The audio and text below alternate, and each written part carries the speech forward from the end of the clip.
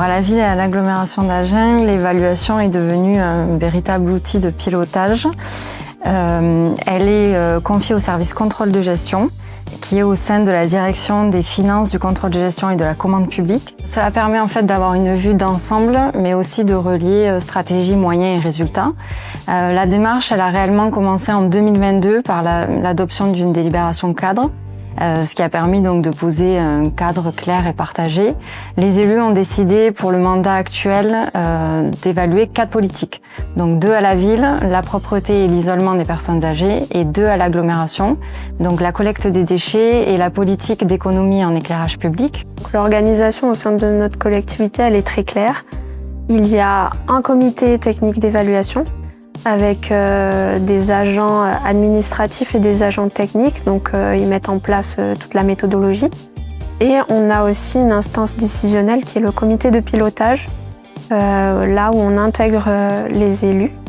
Donc dès le départ, avec Caroline, on s'est dit qu'il fallait absolument une formation. Donc on a fait une formation commune où on a intégré les directeurs, les chefs de service et les agents aussi des premières politiques qu'on allait évaluer.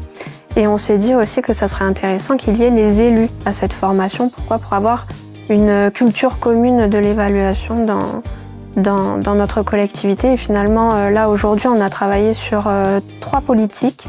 Donc la politique collecte des déchets, la politique lutte contre l'isolement social des personnes âgées et la politique PEPS, éclairage public, où là, il y a eu une présentation et un vote du rapport final en conseil communautaire fin 2025.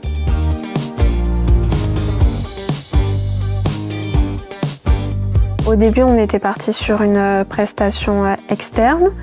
Donc, on a travaillé avec un prestataire. Il était chargé de mettre en place la méthodologie et de rédiger le rapport final d'évaluation. On lui avait demandé de travailler de façon collaborative avec notre service, donc Caroline et moi, et les agents des services des politiques qui allaient être évalués pour pouvoir maîtriser la méthodologie et s'approprier surtout la méthodologie.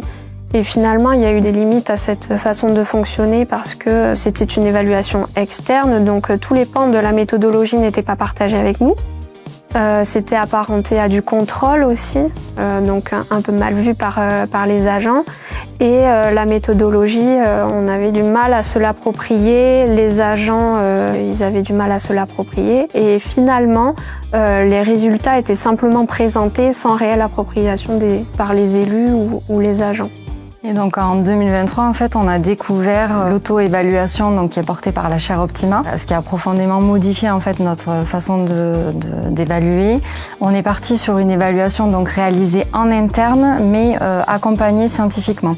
Donc en fait, grâce au partenariat qu'on a avec la chaire Optima, on a une plateforme qui s'appelle Optima Plus et qui est un outil collaboratif en fait accessible pour les agents et les élus. Concrètement, comment ça se passe l'évaluation de la politique au sein de notre collectivité? On caractérise la politique, donc c'est-à-dire qu'on va la segmenter en définissant des missions et des activités-actions.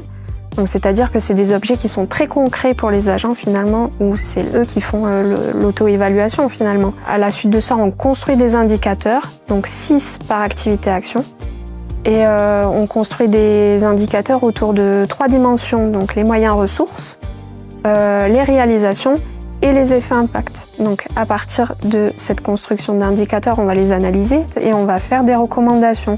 Et finalement, c'est une méthodologie qui est très facile pour les services et les agents parce qu'ils s'approprient la méthodologie.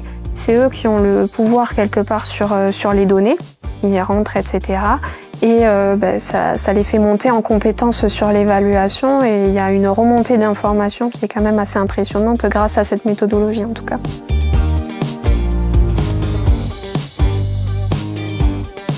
Alors il y a 2 enjeux. Pour moi, il y a un enjeu déjà de transparence vis-à-vis des usagers, des élus. des partenaires et aussi des acteurs de cette politique. L'idée, c'est de rendre compte de ce qu'on fait et également de ce que ça produit. Il y a aussi un enjeu d'amélioration continue.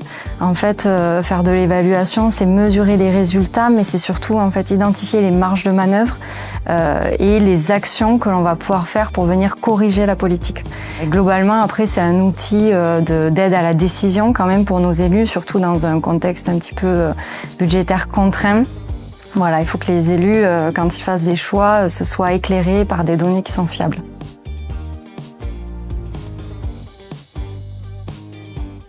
Alors le premier conseil, notamment pour le lancement, c'est d'avoir un portage politique fort. C'est indispensable. Après, le deuxième conseil, ça serait de faire preuve de beaucoup de pédagogie pour acculturer les directions, les services. Ça, c'est indispensable. Et enfin, je leur dirais de démarrer simplement. Pour moi, l'évaluation, c'est pas un exercice technocratique. C'est un outil qui est mis en place pour l'action publique. Et il faut vraiment, il vaut mieux une démarche progressive plutôt qu'un dispositif complexe, à mon sens.